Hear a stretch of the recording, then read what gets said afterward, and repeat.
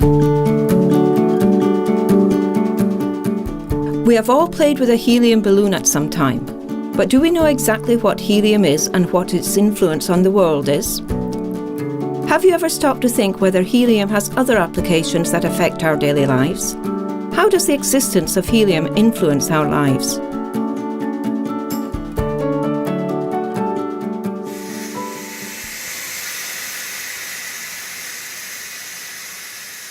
This is liquid helium, the coldest liquid known to man. Any other element at this temperature should be in a solid state. Using it, we can freeze any kind of material and study its properties at very low temperatures. For example, there are materials that are good conductors at high temperatures, but at low temperatures become superconductors. Using these materials, we can fabricate coils with which we can generate the strongest magnetic fields on Earth. These types of coils, which are cooled using large quantities of liquid helium, are the essential part of magnetic resonance machines. Using magnetic resonance, we can differentiate between white matter and grey matter in the brain, for example. Or we can identify the disc structures of the spinal column. Or we can define shoulder tendons or the meniscus of the knee in great detail. Magnetic resonances are also essential in chemical and pharmaceutical research.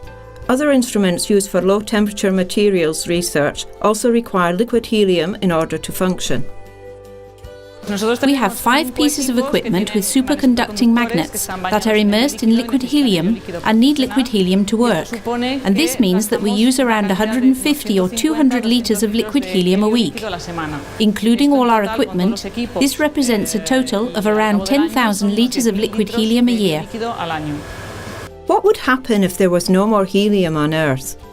Have you ever thought about the consequences that this would have? If the current reserves of helium on the planet ran out, I believe that the consequences would be very serious, since many of the studies that are performed using superconducting coil technology would have to stop using them. If for any reason helium reserves ended, this would represent a major problem insofar as we would not be able to use our magnetic resonance units, and this would represent a major step backwards in the area of health. Also, apart from the consequences this would have for industry, which also uses liquid helium, it would be a serious blow to research carried out at low temperatures. I cannot think of an alternative source to helium in the current operational circumstances of these types of systems, and I believe it would be irreplaceable. As helium is a fossil resource and is running out, we need to recover it. Solving this problem efficiently has been the objective of a research team at the University of Zaragoza. This whole story began over 40 years ago in these very laboratories. Any faculty of science must have a department where physics research at low temperatures is carried out. This was the vision of Justiniano Casas, Chancellor of the University of Zaragoza in the 1960s. The Global Centre for Low-Temperature Physics at that time was located at the University of Leiden since 1908, when Camerlingonis managed to liquefy helium for the first time. One of Justiniano's students, Domingo González, went to the University of Leiden to study and brought back the scientific knowledge upon which the low-temperature laboratories in Zaragoza are based.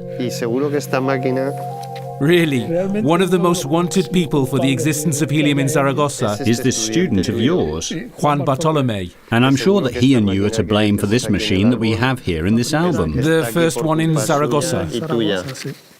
The University of Zaragoza gang of those days, which consisted of me and a few others, came up with the idea that perhaps there was a more efficient way of recovering helium.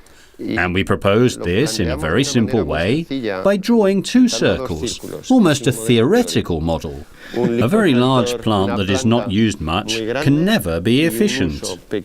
And this is the first prototype that was made in the company. That is one of the great things about being a lecturer, seeing how your students overtake you. Well, I always say that the thermodynamics knowledge I learned in physics, and you yourself are to blame for that, because you were a lecturer in thermodynamics, that meant we ended up with a scale prototype. And there's some history between that photo and this one, because these here are already the commercial pieces of equipment. As the English say, it was a change that turned things upside down. From those monsters that you have shown me, and that I still remember, to this equipment here. This here is tremendous. The ability you have to use one of these machines anywhere. Here we have our director of the Material Science Institute of Aragon at a laboratory in Japan. Ah, in Japan. Where, to his surprise, he found the first machine installed in Japan recently. And this photo was taken on the day when the machines that we had designed and invented in Zaragoza were installed in Leiden. Wow, I feel privileged to see it.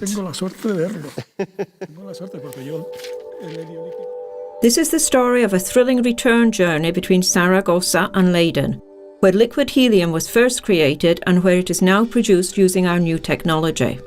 It is a success story in which the results of the scientific research have been patented and transferred to industry, thereby benefiting society as a whole. I believe that the new technology developed at the University of Zaragoza, in collaboration with the Spanish National Research Council, for the recovery of helium, has an importance and significance that almost goes beyond our understanding. Helium reserves on Earth are limited, and sooner or later they will run out, and the ability to recover helium and not waste it is essential. Developing technology like this not only requires scientific knowledge, it also requires specialized technical personnel. And thanks to the research support services of the University of Zaragoza, specifically to the cryogenic liquids and electronic instrumentation services, we were able to develop the first prototypes from which commercial equipment has been produced. What this has meant to us is that any research laboratory can have the helium it needs and can produce the helium it needs at any time without having to produce an excess. This helium recovery project is not theoretical. It is now something palpable. It is now a reality. In the Dutch research group where I worked in the 1980s, we used to sing a song that said, "Helium is het helemaal," which means that helium is everything.